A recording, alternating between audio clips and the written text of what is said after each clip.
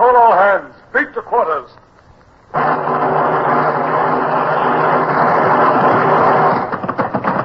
out the guns. Stand by the starboard battery. One broadside into it, if you please, Captain Bush. Pointers on target. Linstocks ready. Aye, aye, sir. Ready. Fire!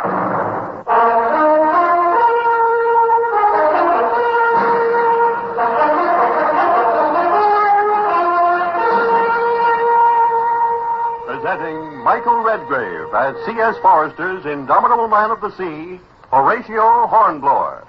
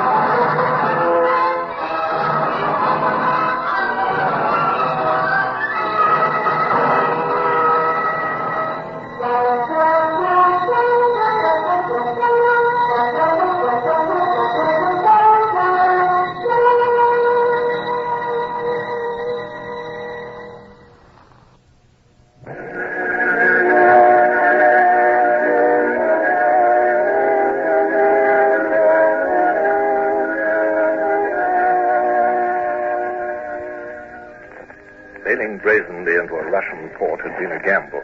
Yet my orders from the Admiralty had stated two objectives. Impress the Russians and the Swedes with Britain's naval strength and ingenuity, and at the same time, bring them into the war on our side, if you can. Orders which might, of course, prove somewhat contradictory on occasion. Still, once we'd entered Kronstadt harbor, the Tsar himself had come aboard incognito. Even though he hadn't once admitted his identity, I'd hoped he'd been impressed with the fine show we'd staged for him. My old comrade, Captain Bush, was still puzzling about all this the next morning on our quarterdeck. Sir, was it actually the Tsar himself? Are you quite sure? Why, yes, of course I'm sure. But all that talk about the Comte du Nord, they themselves call the visitor that, sir. And he's merely a name he uses when he's traveling. Oh, Bush, what an old skeptic you've become. I say, look shoreward, Bush. That smart little lugger with the insignia. Now, perhaps our answer's on the way. Mr. Hurst? Sail bearing quarters from the shore. Aye, aye, sir, I noticed. Well, let me know the moment she's alongside, Mr. Hurst. If she carries a messenger, make him welcome. Aye, aye, sir. See to the bump, sir. Your clerk seems interested, too, sir. Over there, at the starboard rail. He's just come from below. Oh, Sorga, you mean? He's a peculiar fellow, that. Did you know he was a Finn? He calls himself a man without a country now because of what the Russians did to Finland. Do you like him, sir? What do you mean? Oh, you don't, eh? Well, sir, He's a bit shifty. You're right. It amuses me, the Admiralty posting him to help me win the Russians over. Oh, well. Well, at least he speaks all these weird Baltic tongues. Yes, Mr. Hurst? Lugger alongside, sir. Was our officer aboard, bringing you this letter, sir. You wait for your answer. Thank you, Mr. Hurst. Give him a drink of rum or something. Aye, aye, sir. What did I tell you, Bush? Look at that coat of arms, will you? Imperial Palace of Peterhof. Oh, yes, in French. I am bidden to dine with His Imperial Majesty and His Royal Highness the Prince of Sweden this afternoon at 4 o'clock. Oh. Accompanied by my staff. The officer who conveys this letter will serve as guide.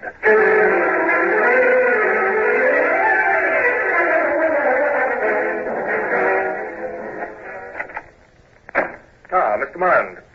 Oh, tell me, would you care to dine with the Tsar this afternoon? What, sir? His Imperial Majesty, the Tsar of all the Russia is mine. At Peterhof, his palace on the Iranian-bound shore over there, at 4 o'clock. Sir, naturally I'd... But I'm a mere lieutenant, sir. Now, I think you need a little change. You still look a bit seedy. This preposterous Oriental document mentions a staff. Well, we must create one, since Captain Bush will stay here with the squadron. Now, who do you suggest besides yourself? Well, sir, I'm deeply honored and excited. You will need Mr. Sorga, I expect. Sorga? The clerk, sir. Wasn't he posted as your interpreter? Yes, he was. Now, just why they saddled me with that glum fellow, Oh, yes, yes, we must have him along, of course. Then Hurst must go as first lieutenant, protocol, and one midshipman. Which one, Mount? Summers is the brightest, if I may say so. Well, the fat one? Well, very good. Summers it is. Well, please pass the word to him as you return to change your clothes. Dress uniforms, of course. We must be off in, half an hour. I shall be ready, sir. And thank you, sir.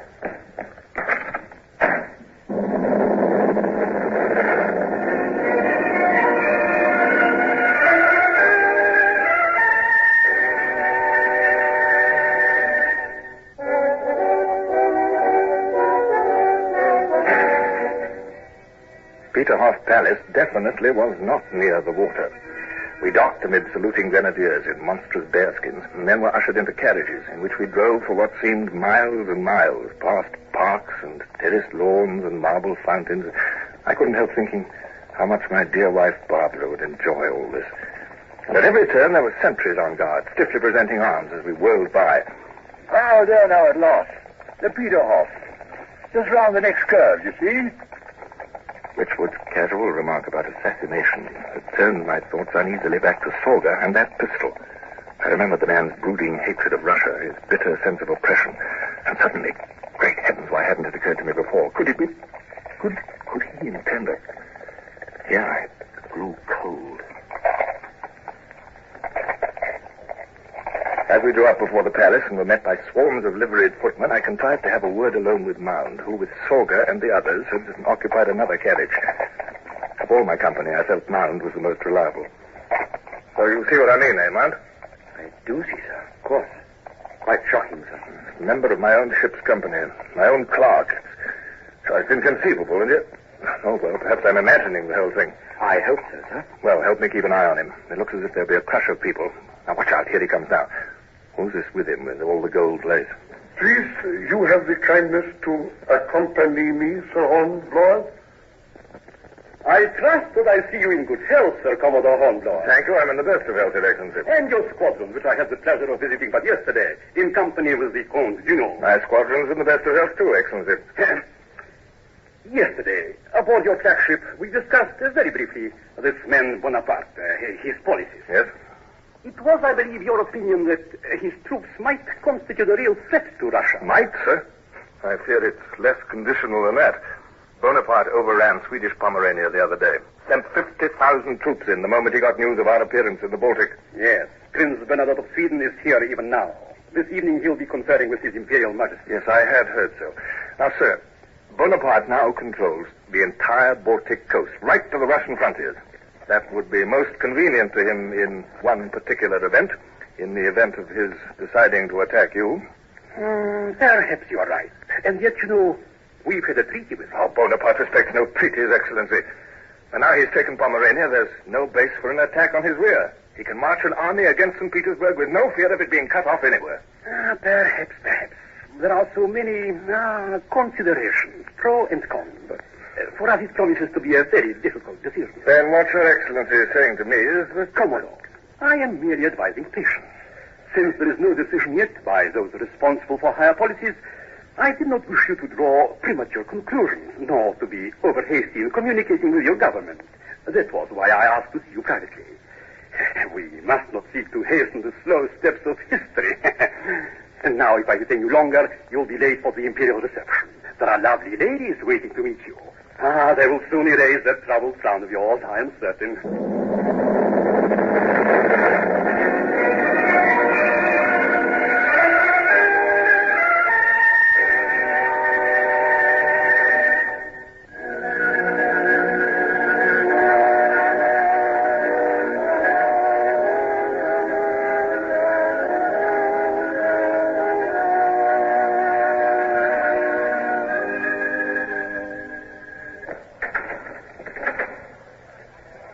Countess, your dinner partner, sir. It's all arranged. Most charming lady.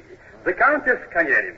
Countess, may I present Commodore Sir Horatio Hornblower of His Britannic Majesty's Royal Navy. It is the greatest of pleasures, sir. Delighted. As a distinguished stranger, Commodore, you will take precedence immediately after the Persian ambassador, His Excellency Gorza Khan. And now, if you'll excuse me, there are other guests I have to welcome at this reception. Observe closely, my friend, and you will see the Prince of Sweden enter with His Imperial Majesty, our Czar.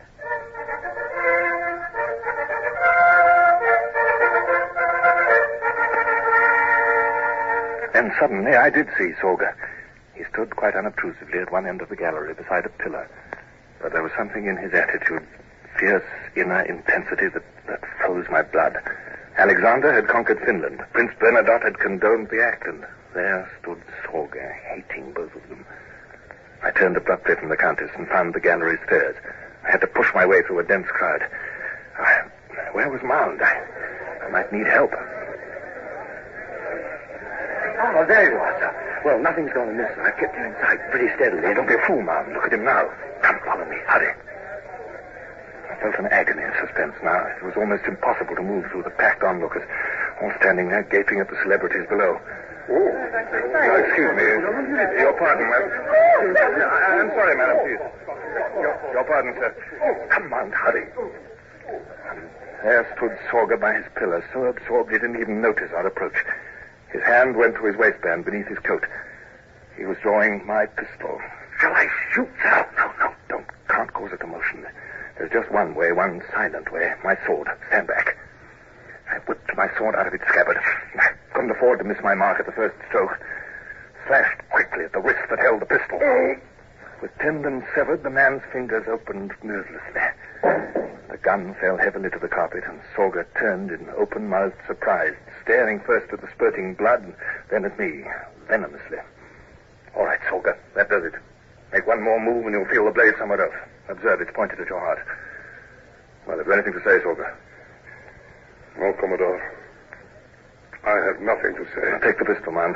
Look after him. Tie that wrist up. Get him out somehow. Nobody's noticed yet. They're all much too absorbed in their precious royalties down there. I'll find Summers and Hurst. I expect we can stow him somewhere. Good lad. Sorry, but I've got to get back down below. I act the untroubled emissary from old England. Don't worry, sir. I'll see he causes no more trouble if I have to sit on his thick head all the afternoon.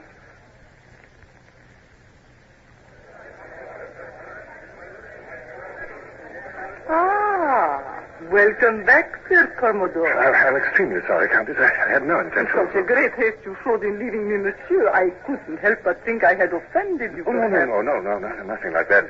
You see, well... Ah, never mind. I have forgiven you already. And please do not look so austere. But see, here come the royal party. They make the tour of the great company, speaking a word to each. The Grand Marshal will soon present you to His Imperial Majesty. I've already met... No, my mistake. I wonder, is the Comte du Nord not to be here too this afternoon? The Comte du Nord? I do not know him. Your Imperial Majesty, this is Commodore Sir Horatio Hornblower. Your Imperial Majesty? His Royal Highness, the Prince of Sweden. Your Royal Highness? Imperial Majesty, Your Royal Highness. It is a privilege to meet Commodore Hornblower, of whom I have heard so much. Indeed, we have all heard of his exploits. Oh, your Majesty is much too kind. We appreciate your dining here with us today, Commodore. It struck me as odd, everyone standing up to dine. But then one shouldn't question others' customs. The long tables literally groaned with food of all descriptions. Though it was quite odd, too. Perhaps I appeared a trifle mystified, especially when some grey, unappetizing-looking stuff was handed us by a footman. So the Countess came to my rescue. That is caviar. Try. You will approve, I think. And what's this in the glass? It looks like water. No. It is not water, you'll discover. Vodka, Commodore. Vodka, the drink of the people. That's very, very interesting.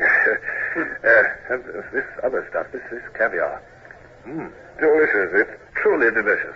You know, it seems a bit unusual to a stranger to eat standing up, but you know, this is one of the jolliest parties I ever attended, Countess. Laughter, bright lights, beautiful women, music. Oh, you know, I'm feeling quite exhilarated. And that innocuous-looking transparent stuff, what did you call it? Vodka, Commodore. Yes, everyone here seems to toss it down in quantity, most casually, I must say. Yes, I've been some time at sea, you know. It's a different kind of life, and then all this sort of thing. Well, a bit harsh compared with this. I'm sure. Well, I think I'll have some more of that salad and some cheese. It's extremely good. Thank you. Your Highnesses, Your Excellencies, ladies and gentlemen, dinner is served. Oh, by all the... How many courses, Countess? Don't be concerned. At least you've now discovered you like Russian preliminaries. I shall gladly advise you on which courses to neglect. Ah, you have a kind heart, madame. Oh, yes.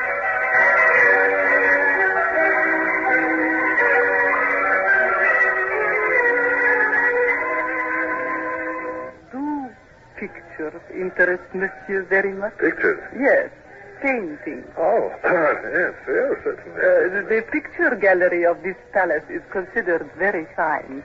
This evening after dinner, I could show it to you. Unless, of course, you would prefer to join the card players. Oh, no, I'd much prefer to see pictures, Countess.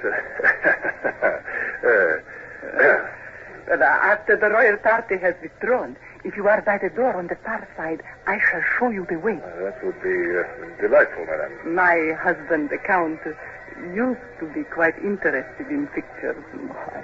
I married him as a mere child. But after all, he is now quite elderly.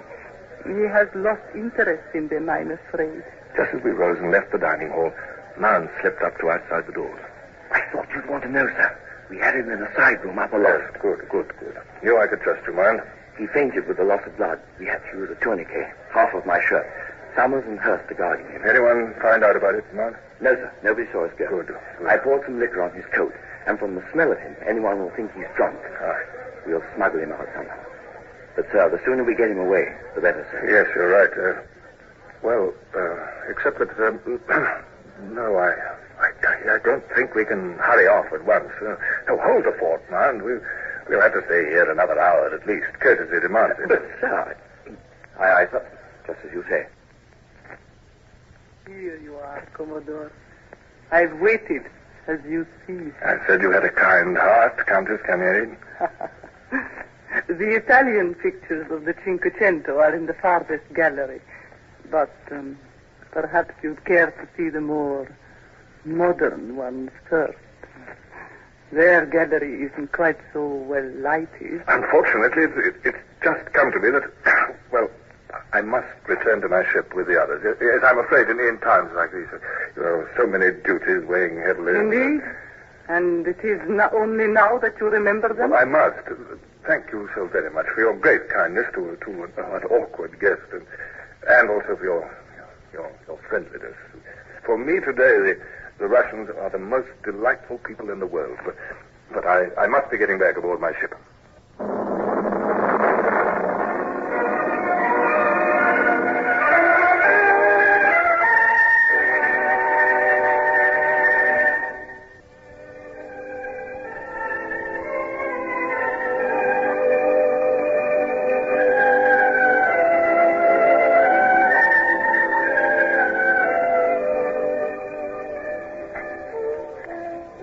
Dearest Barbara, dearest wife, I've only just returned from a rather extraordinary day at the Tsar's court. You would have been amused, I think, to see me determined to uphold the dignity of Britain amid all that gold lace and pomp and circumstance. A most amazing people, these Russians.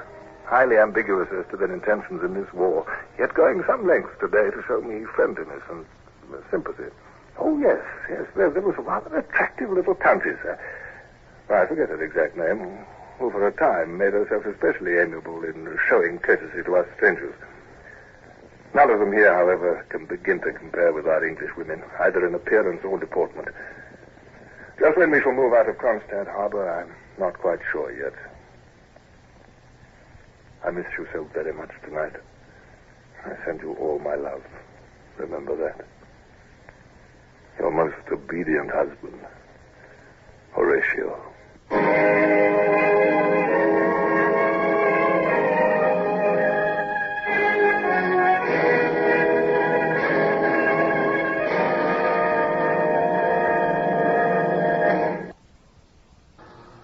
Horatio Hornblower, starring Michael Redgrave, is based on the novels by C.S. Forrester. Music composed and conducted by Sidney Torch. Produced by Harry Allen Towers.